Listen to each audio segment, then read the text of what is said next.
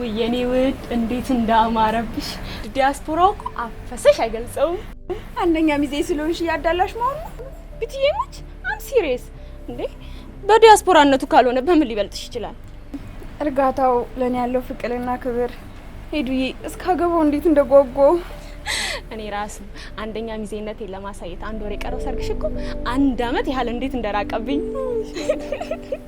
መቼም ዲያስፖራ ልታገቢ መሆኑን ዮናስ ከሰማ ምን አባቱ እንደሚወጣው እኔ አላቀልሽም አሳ ነባሪ ነው ዲያስፖራው ደወለልሽ ኧረ ሄላ ወይኔ ውድ እንዴት ነህ ልኝ አለሁልኝ ፍቅር ከሄዱ ጋር ሾፒንግ ወንታል ቬሎ እየለካው ነው ቆይ እንደውም ቪዲዮ ላድርገውና ላሳያህ እሺ እሺ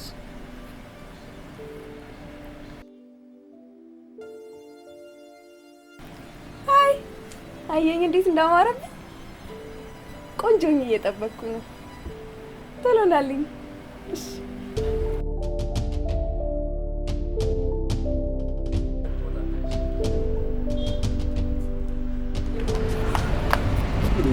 ሃይ ሰላም ነው ቢቱዬ ግን ደህና ነች ጂ በጣም ተመችቷታል ለምን ግን እንደዛ ሰው ሁሉ የሚቀናበንም ፍቅር ለምን ከልቤ እኮ ነበር ማፈቅራት ዮኒ አንድ ነገር ልንገርህ ቢታኒያ አረሳትም መቼም አረሳትም እሺ እግሯ ላይም ቢሆን ወድቄ ይቅርታ ጠይቃትና ወደ መጀመሪያ ፍቅራችን እንመለስ ቢቱዬ ልትሞሸር ነው እኔም ደግሞ አንደኛ ሚዜዋ ነኝ ምን ሄዱ ምን እያወራሽ ነው ከካናዳ የመጣ ዲያስፖራ ድል ባለ ሰርግ ልታገባ ነው አባቴ ተስፋ እንቁረጥሽ ባይ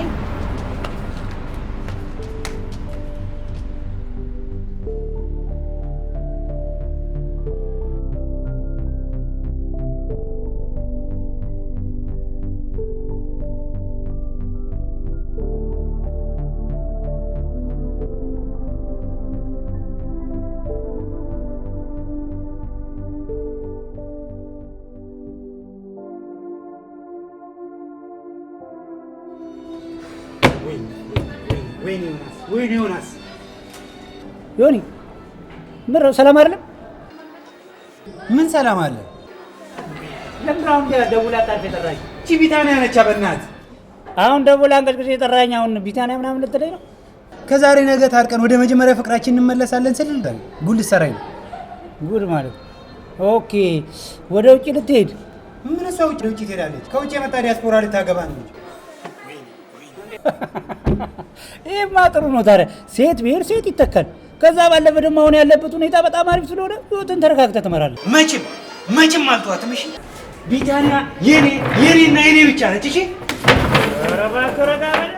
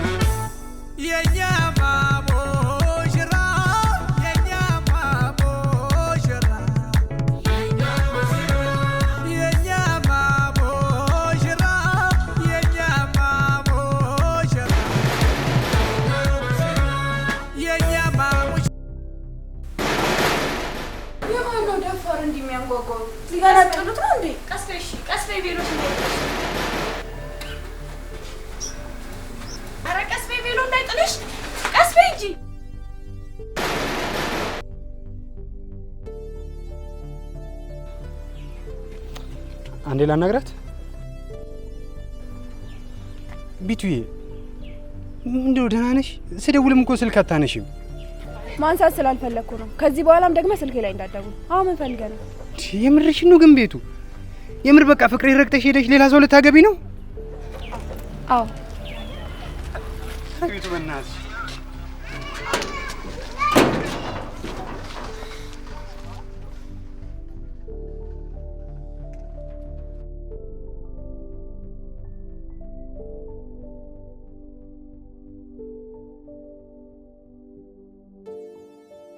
ፊሱ ዘንድሮም ጠረጋ ላይ ነሽ? ኧረ ቶሎ ቶሎ በይና ጥረጊ። እኔ ላይቭ ልገባ ነው። መብራት ትከፍይልኛለሽ እንዴ? ማዬ ከቢታንያ ጋር እኮ የሰርጉን አዳራሽ ቀብድ ለመክፈል ተቀጣጥረናል። ቶሎ ካልሄድኩላት ለምቦጫ ነው የምዘረጋብኝ። በዛው ሄዳችሁ ትከፍላላችሁ አብራችሁ። እኔ ፎሎወሮቼ ይጠብቁኛል። አቤ ሊያገባ ከቤ ገገባ አሉ። ደግሞ ሰርጉ ገና 15 ቀን ይቀረው የለ እንዴ? እንዴ ማዬ ቢሆንስ ገና ስንት ነገር ይቀረናል መሰለሽ። በይ በይ፣ እኔ እንደዚህ አይነት ነገር አላውቅም። ከፈለግሽ በዛው መሄድ ትችያለሽ። አይሻልሽም ሆይ?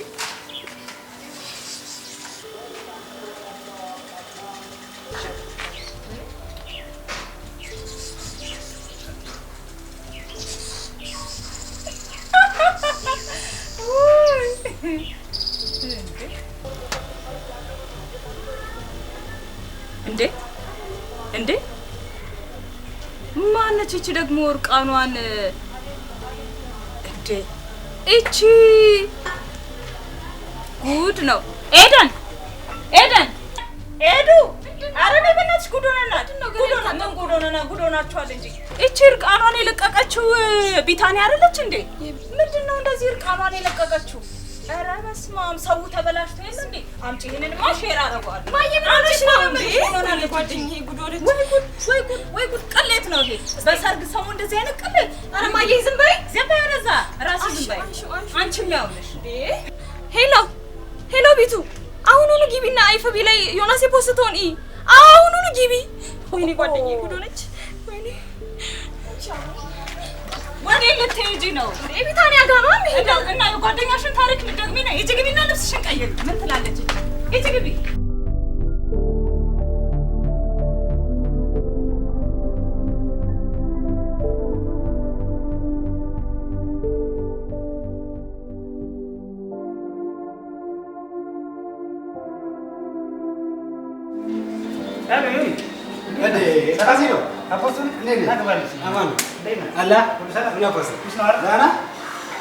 ምን ደግሞ ፊትህን ከሰከስከው? እባክህ አንሳው እስኪ። አንተ ግን ምን ሆነህ ነው? እንደዛ ይደረጋል? ወንጀል እኮ ነው። ማለት ምን አደረኩ ደግሞ? የሰው ፎቶ እርቃን ቪዲዮ ማህበራዊ ሚዲያ ላይ ትለቃለህ? እሱን ነው እንዴ? ሰዓት ቀድሜን ቀደምኳታ።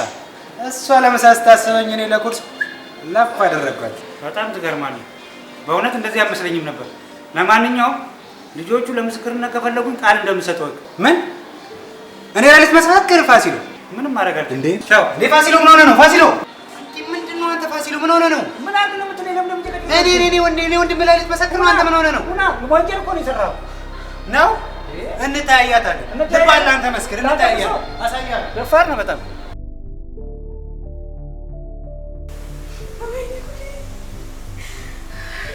ቤቱ እሺ፣ ምንድን ነው አሁን የማደርገው? ወይኔ ጉዴ! የኔ ብቻ አይደለም እኮ ሙሉ ቤተሰቤን ያዋረደው። እሺ ተረጋጊ። በቃ እንዴ ተፈጥሯል እኮ። አንቺ መረጋጋት ነው ያለብሽ። ተረጋግተ ምን ማድረግ እንዳለብን ማሰብ ነው ያለብን። ቆይ ቤቱዬ፣ ዲያስፖራ ሰጥቷል? እኔ አላውቅም። ከቅድም ጀምሮ ደጋግሜ ስደውልለት ስልኩን አያነሳም። ምናልባት እኮ ግን ፎቶሾፕ ሊሆን ይችላል አይደል? አይደለም። አንቺ እንደዛ አድርግሽ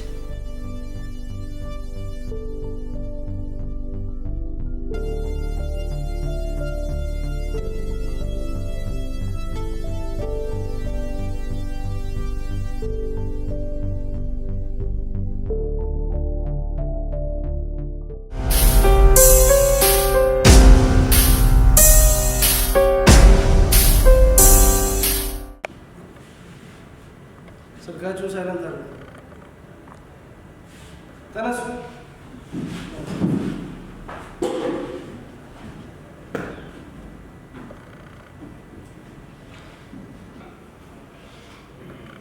ቁጭ በሉ። እንደምን አላችሁ። የፌዴራል ከፍተኛ ፍርድ ቤት ድሬዳዋ ምድብ ሁለተኛ ወንጀል ችሎት የዕለቱ ስራውን ጀምሯል።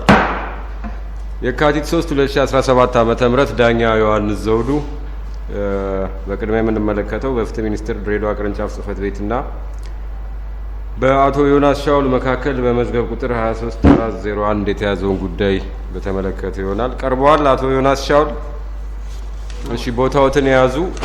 በአቃቢ ህግ በኩል ማንን ሰይም?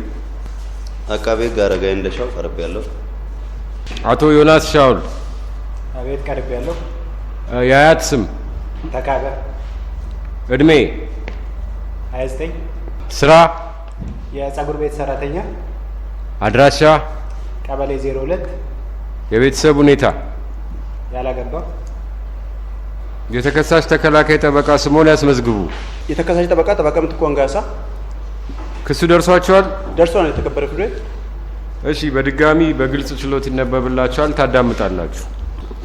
አቃቢ ሕግ በተከሳሽ ላይ የካቲት 1 ቀን 2017 ዓ.ም በተጻፈ ባቀረበው ክስ ተከሳሹ የኮምፒውተር አዋጅ ቁጥር 958/2008 አንቀጽ 13 ንዑስ ቁጥር 2 ድንጋጌን በመተላለፍ የኮምፒውተር ስርዓትን ተጠቅሞ የቀድሞ የፍቅር አጋሩ የነበረችውን የግል ተበዳይ ቢታንያ ገበየውን የፍቅር ግንኙነታችንን ለምን ታቋርጫለች በማለት እርቃኗን የተነሳችውን ፎቶና ቪዲዮ በቲክቶክ በቴሌግራም እና በፌስቡክ በይነ መረብ በጥር ወር 2017 ዓ.ም በዚሁ በድሬዳዋ ከተማ ቀበሌ 03 በተደጋጋሚ ለህብረተሰቡ ያጋራ በመሆኑና የግል ተበዳይንም ሆነ ቤተሰቧን ለከፍተኛ የስነ ልቦና ጫና የዳረገ በመሆኑ በፈጸመው ወንጀል ተከሷል ይላል። በማስረጃነትም የምስክሮች ስም ዝርዝር እንዲሁም የተለቀቀውን ቪዲዮና ፎቶግራፍ በማህበራዊ ሚዲያ የተጋራውን የሚያመላክቱ የሰነድ ማስረጃዎች፣ የድምጽና ምስል ቅጂዎች ቀርበዋል። ተያይዘው ክሱ ግልጽ ነው። የተከበረ ፍርድ ቤት። የመጀመሪያ ደረጃ መቃወሚያ ይኖራቸዋል? የመጀመሪያ ደረጃ መቃወሚያ የለንም። የተከበረ ፍርድ ቤት። ተከሳሽ የእምነት ክህደት ቃሎትን ይስጡ። የተከሰሱበትን የወንጀል ድርጊት ፈጽመዋል ወይስ አልፈጸሙም? በፍጹም አልፈጸምኩም። አቃቢ ሕግ ምን ያመለክታሉ? እሺ፣ እናመሰግናለን። የተከበረው ፍርድ ቤት ተከሳሽ የቀረበበትን ክስ ክዶ እየተከራከረ ስለሆነ በዛሬው ዕለት ምስክሮቻችን ስለቀረቡ እንዲሰሙልን ነው ለችሎቱ የምናመለክተው። ጥሩ። የአቃቢ ሕግ ምስክሮች ይጠሩ።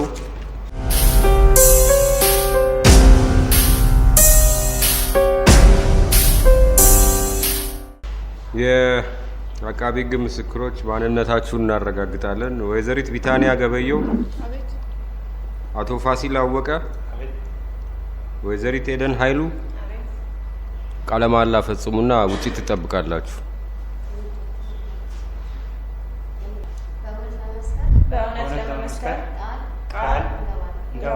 እሺ፣ ምስክሮች ውጪ ትቆዩና ተራ በተራ እንጠራችኋለን።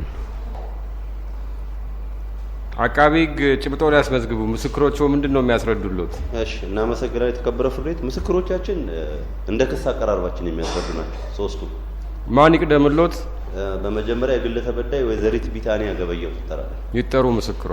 እሺ፣ አንደኛ አቃቢ ሕግ ምስክር ስም? ቢታንያ ገበየው። እድሜ? 28 ስራ? ፈላጊ። አድራሻ?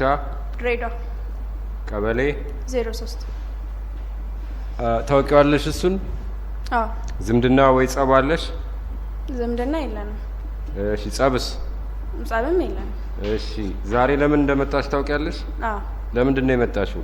ለምስክርነት። አቃቢ ሕግ ዋና ጥያቄ ቀጥሉ።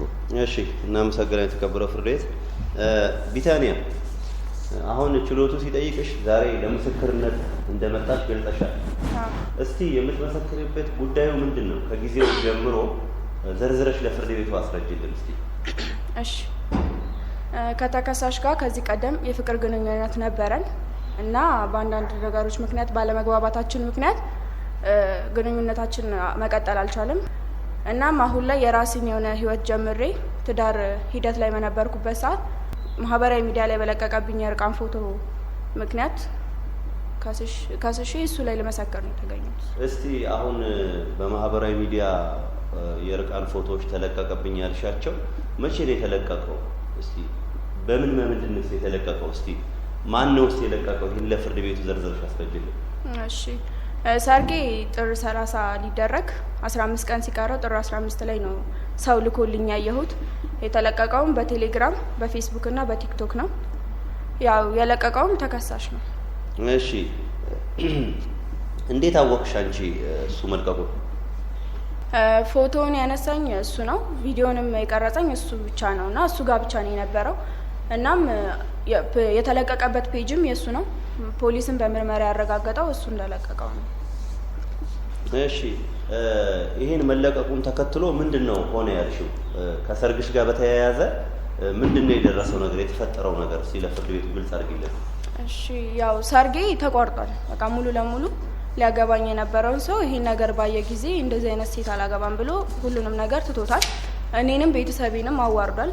በማህበረሰቡ መገለል ደርሶብናል። ኢኮኖሚካሊም ሰርግ እያካሄድን የነበረን ሰዎች ነን። ያወጣናቸው ወጪዎች አሉ። ሁሉም ነገር ሲቆም እነሱም ከስረዋል።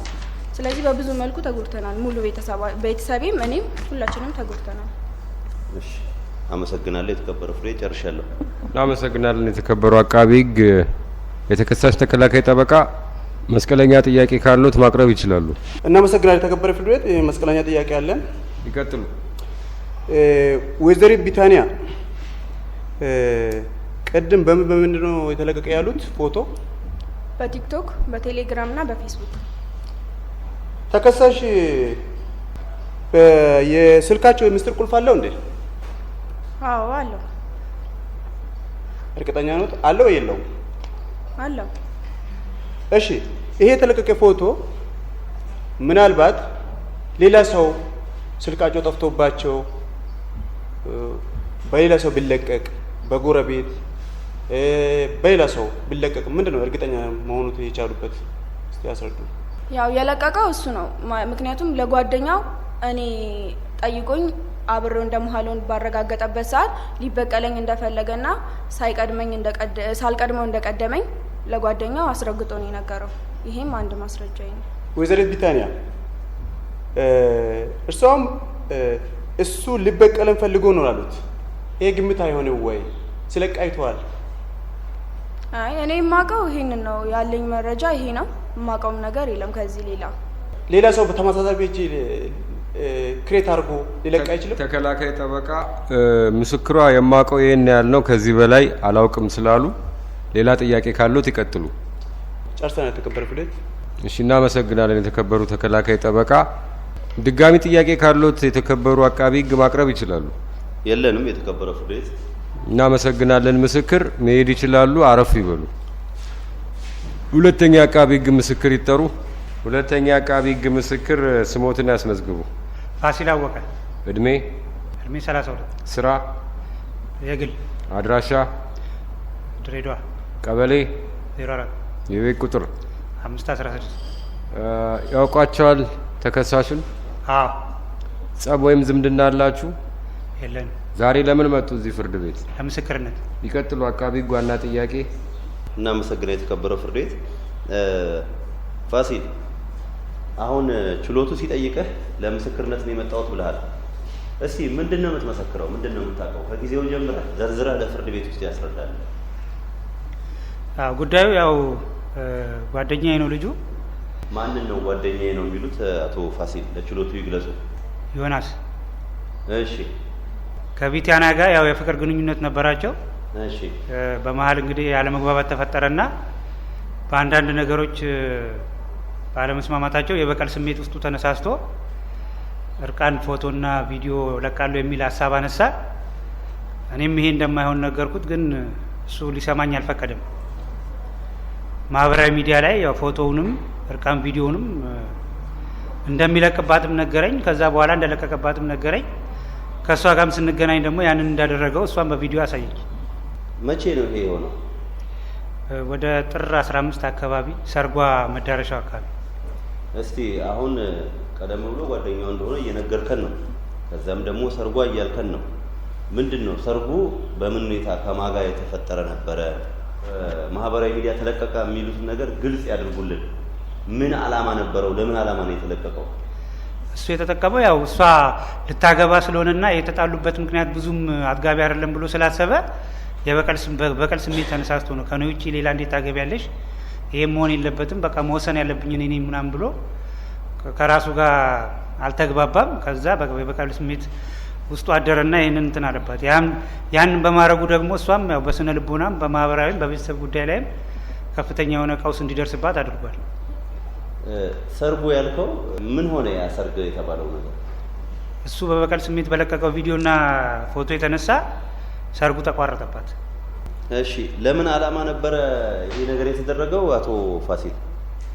ከሱ ጋር የነበረውን የፍቅር ህይወት ለማስቀጠል ስላልቻለ አሁን ከሁለተኛው ጋር የነበራትን የፍቅር ህይወት እንዳይቀጥል ለማበላሸት ሆን ብሎ ተነሳስቶ በበቀል ስሜት ያደረገው ነው። ይህንንም ደግሞ በበቀል ስሜት ተነሳስቶ ሊያደርገው እንደነበረ ለእኔም ነግሮኛል። በማህበራዊ ሚዲያ ላይ መለቀቁንም እሷ ማሳይታኛለች። ይህም ደግሞ ያለውን ነገር የሚያሳይ ነገር ስለነበረ አሁን ያለው ነገር እንዳለ ሙሉ ለሙሉ ተቋርጧል። እሺ ጨርሻለሁ። የተከበረ ፍርድ ቤት እናመሰግናለን። የተከበሩ አቃቢ ህግ፣ የተከሳሽ ተከላካይ ጠበቃ መስቀለኛ ጥያቄ ካሎት ማቅረብ ይችላሉ። እናመሰግናለን። የተከበረ ፍርድ ቤት መስቀለኛ ጥያቄ አለን። አቶ ፋሲል እስቲ ጥያቄ ልጠይቅዎት። ተከሳሽ እንደዚህ አደርጋለሁ ከማለታቸው ውጪ ሲያደርጉ አይተዋል እንዴ? አይ ከዚህ ባለፈ ፎቶ ይሄ የተለቀቀ የተባለ ፎቶ ከመለቀቁ በፊት በተከሳሽ እጅ አይተዋል? አላዩም አይደል? ፎቶና ቪዲዮንማ አይቻለሁ። ከሱ አይ ከመለቀቁ በፊት አይተዋል? አይ እሺ አቶ ፋሲል ተከሳሽ እነዚህ ፎቶዎችን እለቃለሁ ከማለት ውጪ ሲለቅ አይቶታል? ሲለቅ አላዩትም። እሺ ፎቶ ከመሰራጨቱ በፊት አይቶታል? አላየሁም። እሺ ተከሳሽ በራሱ ፎቶን ያሰራጭ በሌላ ሰው ያሰራጭ የሚያውቁት ነገር አለ? አዎ። እስቲ ያረጋግጡ። እሱ በእሷ ፔጅ ላይ የእሱ ማህበራዊ ድረገጽ እንደሆነ አይቻለሁ። ይህንን በሌላ ሰው ቢደረግስ? ስልኩ ተሰርቆ ወይ ደግሞ ሌላ ሰው ጎረቤት በሌላ መልኩ ቢያደርግስ? ከዚህ በፊትም በበቀል ተነሳስቶ ሊያደርገው እንደሚችልም ነግሮኛል። እንዳደረገውም ከዛ በኋላ እኔም ሄጄ በአካል ሳናግረው ማረጋገጫ ሰጥቶኛል። ምን ብሎ ነው የሰጠው? መጀመሪያ እንደሚለቀው፣ ሁለተኛ ላይ ደግሞ እንደለቀቀው። እሺ ራሱ ይለቅ በሌላ ሰው ያስለቅቅ የሚያውቁት ነገር አለ? እሱን አላውቅም፣ ግን ማረጋገጫ እንደሚለቀው ሰጥቶኛል ራሱ ቃል በቃል። እሺ ጨርሰናል። ተከበረ እናመሰግናለን። የተከበሩ ተከላካይ ጠበቃ አቃቢ ህግ ድጋሚ ጥያቄ ካለ ማቅረብ ይችላሉ። የለንም። የተከበረ ፍርድ ቤት እናመሰግናለን። ምስክር አረፍ ማለት ይችላሉ። ሶስተኛ አቃቢ ህግ ምስክር ይጠሩ። የምናሳስበው ላይ የተከበረ ፍርድ ቤት የተከበሩ አቃቢ ህግ ምንድን ነው የሚያሳስቡት? ሶስተኛ ምስክር ከመስማታችን በፊት እሺ የተከበረው ፍርድ ቤት በዛሬው ዕለት ከጠቀስናቸው ሶስት ውስጥ ሁለቱን አሰምተናል።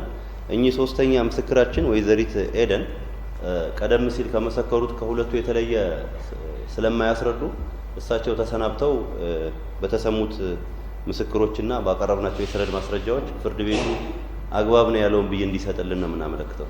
ጥሩ ምስክር እንግዲህ ያው አቃቢ ህግ ከእርሶ በፊት ቀርበው የተሰሙት ሁለት ምስክሮች ያስረዱት ይበቁኛል ስላሉ ስለመጡ እያመሰገንን እናሰናብቶታለን። መሄድ ይችላሉ። ምስክሮች መሄድ ትችላላችሁ። ፍርድ ቤቱም መዝገቡን መርምሮ ብይን ይሰጣል። እስከዚያው አረፍ በሉ።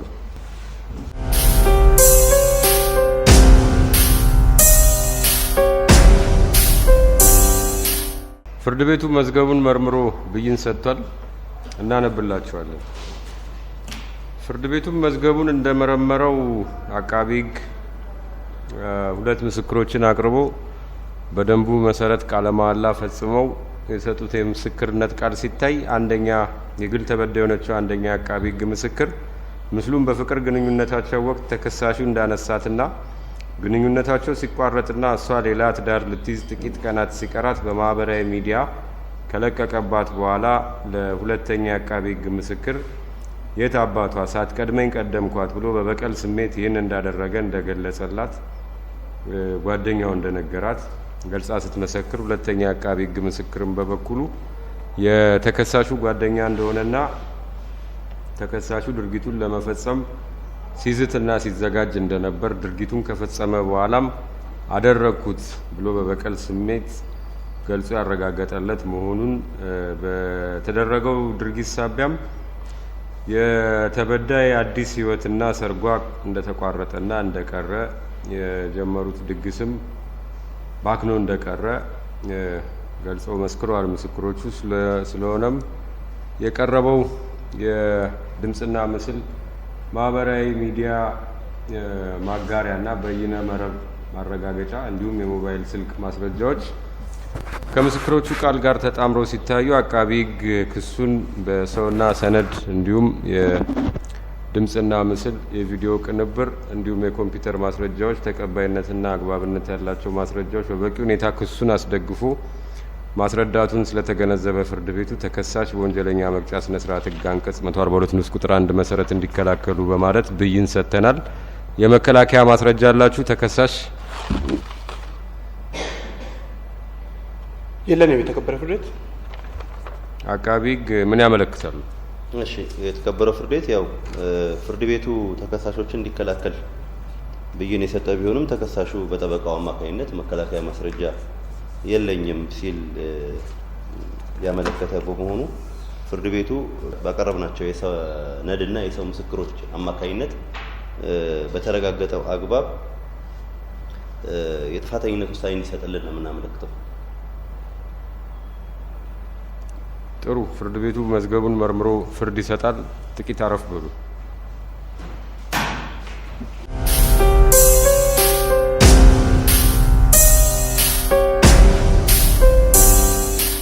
መዝገቡ ተመርምሮ ፍርድ ሰጥተናል። እናነብላችኋለን። አቃቢ ሕግ በቀን 1/6/2017 ዓ.ም ባቀረበው ክስ ተከሳሽ የኮምፒውተር አዋጅ ቁጥር 958/2008 አንቀጽ 13 ንዑስ ቁጥር 2 ስር የተመለከተውን በመተላለፍ የኮምፒውተር ስርዓትን ተከሳሹ ተጠቅሞ የቀድሞ የፍቅር አጋሩ የነበረችውን የግል ተበዳይ ቢታንያ ገበየውን የፍቅር ግንኙነታችንን ለምን ታቋርጫለሽ በማለት እርቃኗን የተነሳችውን ፎቶና ቪዲዮ በቲክቶክ በቴሌግራም እና በፌስቡክ በይነ መረብ በጥር 2017 ዓ.ም በዚሁ በድሬዳዋ ከተማ ቀበሌ 03 በተደጋጋሚ ለህብረተሰቡ ያጋራ በመሆኑና የግል ተበዳይንም ሆነ ቤተሰቧን ለከፍተኛ የስነ ልቦና ጫና የዳረገ በመሆኑ በፈጸመው ወንጀል ተከሷል ይላል። ክሱ ለተከሳሽ ደርሶና በችሎት ተነቦ በአግባቡ እንዲረዱት ከተደረገ በኋላ በተከላካይ ጠበቃ እየታገዙ የመጀመሪያ ደረጃ መቃወሚያ እንደሌላቸውና የወንጀል ድርጊቱንም እንዳልፈጸሙ በመግለጽ ክደው በመከራከራቸው ፍርድ ቤቱ የአቃቢ ሕግን የሰውና የሰነድ ማስረጃ መርምሮ እንዲከላከሉ ብይን የሰጠ ቢሆንም ተከሳሽ የመከላከያ ማስረጃ የለኝም በማለታቸው በበቂ ሁኔታ ከጥርጣሬ በጸዳ መልኩ የቀረበባቸውን ክስና ማስረጃ ተከላክለው ሊያስተባብሉ ያለመቻላቸው ፍርድ ቤቱ ተረድቶ በቀረበባቸው የሕግ አንቀጽ ስር በተመለከተው ወንጀል ጥፋተኛ ናቸው ሲል በወንጀለኛ መቅጫ ስነ ስርዓት ሕግ አንቀጽ 149 ቁጥር 1 መሰረት የጥፋተኝነት ውሳኔ ተሰጥቷል። የቅጣት አስተያየት በቅድሚያም አቃቢ ሕግ። እሺ እናመሰግናለን። የተከበረው ፍርድ ቤት ጥፋተኛ የተባሉበት የወንጀል ድንጋጌ ደረጃና እርከን ይወጣለት አይደለም። ፍርድ ቤቱ ደረጃና እርከንን ከማውጣቱ በፊት ይሄ ጥፋተኛ የተባሉበት ድንጋጌ በሁለት አማራጭ ነው ቅጣትን የሚጥለው። ስለሆነም ወንጀሉ የሚያስቀጣው 5 ዓመት በማይበልጥ ቀላል እስራት ወይም ነገሩ ከባድ በሆነ ጊዜ እስከ 10 ዓመት በማይበልጥ ጽኑ እስራት እንደሚያስቀጣ ይደነግጋል። የድርጊቱን አፈጻጸም ከግምት በማስገባት ፍርድ ቤቱ ጉዳዩ ከባድ መሆኑን ከግምት አስገብቶ የጽኑ እስራት አማራጭን 10 ዓመት በማይበልጥ የጽኑ እስራት አማራጭን እንዲወስድልን ነው የምናመለክተው። ነገር ግን እርከኑን ደረጃውን ደግሞ በሚያወጣበት ጊዜ በተለይም አፈጻጸሙን ከግምት አስገብቶ የግል ተበዳይ ልትፈጽም የነበረው ጋብቻ ፈርሷል። በዚህ በተከሳሽ ድርጊት ምክንያት ጋብቻው በመፍረሱ ምክንያት በሷ ላይ ከፍተኛ የሞራል ጉዳት ደርሷል። በቤተሰቦቿም ላይ ቤተሰቦቿ ሰርግ ደግሰው ለአካባቢው ህብረተሰብ መጥሪያ ከበተኑ በኋላ በዝግጅት ላይ እያሉ ነው ይሄ ነገር ለህዝብ የደረሰውና የወደፊት ባሏም ያንን ካየ በኋላ ጋብቻውን አልፈልግም ብሎ ያፈረሰው። በዚህም ምክንያት ከሷም አልፎ ቤተሰቧ ላይ ከፍተኛ የሞራል ጫና ደርሶባቸዋል፣ የኢኮኖሚ ጉዳትም ደርሶባቸዋል። ስለሆነም ፍርድ ቤቱ ደረጃውን ከባድ በማለት የእስራት አማራጩንም የጽኑ እስራት አማራጩን በመውሰድ እሱን ሊያስተምር ሌሎችን ሊያስጠነቅቅ የሚችል የቅጣት ውሳኔ እንዲወስንልን እያመለከትን የቅጣት ማክበጃ ግን የሌለን መሆኑን ለፍርድ ቤት እናመለክታለን። እናመሰግናለን። የተከበሩ አቃቢ ሕግ የተከሳሽ ተከላካይ ጠበቃ የቅጣት አስተያየት ካለዎት ማቅረብ ይችላሉ። እናመሰግናለን። የተከበረ ፍርድ ቤት የምናቀርበው የቅጣት አስተያየት አንደኛ የኮምፒውተር ወንጀል ለመደንገግ የወጣ አዋጅ 958/2008 አንቀጽ 13 ንዑስ 2 ላይ እንደተመለከተው ሁለት የአማራጭ ቅጣቶችን ያስቀምጣል። አንደኛ ቀላል እስከ 5 ዓመት የማይበልጥ፣ ሌላኛው ከባድ ደግሞ ከ10 ዓመት በታች የሆነ ነው የሚያስቀምጠው። የተከበረ ፍርድ ቤት ደንበኛዬ ይህን ድርጊት ሊፈጽም የቻለው የግል ተበዳይን በጣም የሚወዳትና በጣም የሚያፈቅራት በመሆኑ ግል ተበዳይም ከደንበኛ ጋር የነበራቸው ግንኙነት ስታቋርጥ ገፍታ ያለምንም ጥፋት ጥላ በመሄዷ በወቅቱ የስነ ልቦና ጫና ስለነበረበትና ስለሚወዳት የግል ተበዳይ ላለማጣት ያደረገው ድርጊት ነው እንጂ የግል ተበዳይን ለመጉዳት ስላልሆነ የተከበረ ፍርድ ቤት በተጨማሪው የተከበረ ፍርድ ቤት የቅጣት መቅለያዎች አሉን። አንደኛ የኔ ደንበኛ ተከሳሽ ከዚህ በፊት ምንም የወንጀል ሪፖርት ስለሌለባቸው ይሄን እንደ አንድ ቅጣት መቅለያ እንዲያዝንን፣ ሁለተኛ ተከሳሽ ከራሳቸው አልፎ ቤተሰቦች የሚያስተዳድሩት ቤተሰብ አለ። ከስራቸው የቤት አስተዳዳሪ መሆኑን ክፍለ ከተማ ወረዳ ማስረጃ አለን። ፍርድ ቤቱ ማስረጃው እጃችን ይገኛል እንዲቀበልልን። በተጨማሪም ደግሞ የኔ ደንበኛ የልብ በሽተኛ ናቸው። ይህም ከድል ጮራ ሪፈራል ሆስፒታል የተረጋገጠ ማስረጃ አለ። ይህንን ግምት ውስጥ በማስገባት እና በችሎት የምናሳያቸውን ስነ ምግባሮችን ጭምር አይቶ ፍርድ ቤቱ ቅጣት መቅለያ እንዲቀበልና የቅጣት አፈጻጸሙን በተመለከተ የተከበረ ፍርድ ቤት ደንበኛዬ እንግዲህ ይህን ድርጊት ሊፈጽም የቻለው በነበራቸው ግንኙነት የተነሳና ግል ተበዳይን ለመጉዳትም ሳይሆን ላለማጣት በሚል ምክንያት ስለሆነ አሁን በነበረ ጉዳይ ፍርድ ቤቱ ሲከታተል በሚያሳይ ተሰጥቷልና የቅጣት አፈጻጸሙ በወንጀል ሕጉ 192/94 መሰረት እንዲገደብልን በትህትና እንጠይቃለን። እናመሰግናለን። ተከበሩ ተከላካይ ጠበቃ፣ ፍርድ ቤቱ መዝገቡን መርምሮ ቅጣት ይወስናል። እስከዚያው አረፍ በሉ።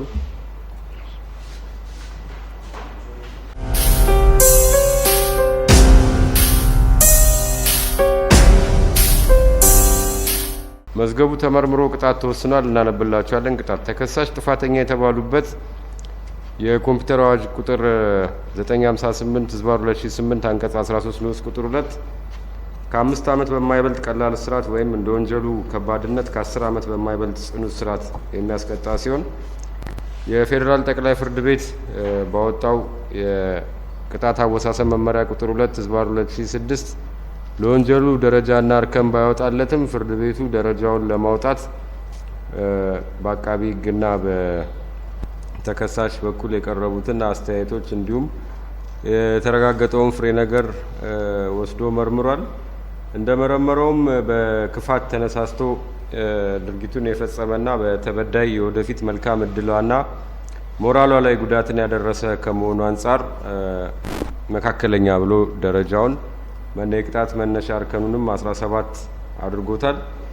በአቃቢ ሕግ በኩል የቀረበ የቅጣት ማክበጃ ምክንያት ባይኖርም በተከሳሽ በኩል ሕጋዊ ተቀባይነት ያላቸው 3 የቅጣት ማቅለያ ምክንያቶች በመወሰዳቸው የቅጣት እርከኑ ወደ እርከን 14 ስር ዝቅ ብሎ በእርከን 14 ላይ ሊያርፍ ይችላል። ስለዚህም በተቀመጠው እርከን ከተቀመጠው ፍቅድ ስልጣን ፍርድ ቤቱ ተከሳሽን ያርማል፣ ያስተምራል፣ ሌሎችንም ከተመሳሳይ ድርጊት ለወደፊት እንዳይፈጽሙ ያስጠነቅቃል ሲል ባመነበት በእርከኑ ከተቀመጠው ውስጥ በጣሪያው በ3 ዓመት ጽኑ እስራት ተከሳሽ እንዲቀጣ ተወስኗል። የቅጣት አፈጻጸሙን በተመለከተ የቀረበውን የገደብ ጥያቄ ተከሳሹ ክዶ የተከራከረ እንጂ ያመነና የተጸጸተ ያለመሆኑን ፍርድ ቤቱ በመረዳቱ ባለመቀበል ቅጣቱ እንዲፈጸም ሲል የገደብ ጥያቄውን ውድቅ አድርጎታል። በተጨማሪም በአዋጁ በኮምፒውተር አዋጅ ቁጥር 958/2008 አንቀጽ 43 መሰረት የተለቀቀው ምስልና ቪዲዮ ከሁሉም ማህበራዊ ሚዲያ ገጾች ላይ እንዲሰረዙና እንዲወርዱ ዳግምም እንዳይታዩ ውሳኔ ተሰጥቷል። የሚመለከተው የብሮድካስት ሚዲያ ይህን ተከታትሎ ያስፈጽም። ተበዳዩዋ በፍትሐ ብሔር ሕግ አንቀጽ 27 እና 29 ድንጋጌ መሰረት የፍትሐ ብሔር ክስ መስረታ ተከሳሹን ካሳ የመጠየቅ መብቷ የተጠበቀ ነው። ትዕዛዝ በዚህ ቅር የተሰኘ ካለ ይግባኝ መጠየቅ መብቱ ነው። የፌዴራል ድሬዳዋ ማረሚያ ቤት የተሰነዘረውን ቅጣት ተከታትሎ ያስፈጽም። መዝገቡ ተዘግቷል። ችሎቱም በዚሁ የዕለቱ ስራውን አብቅቷል። በደህና ዋሉ።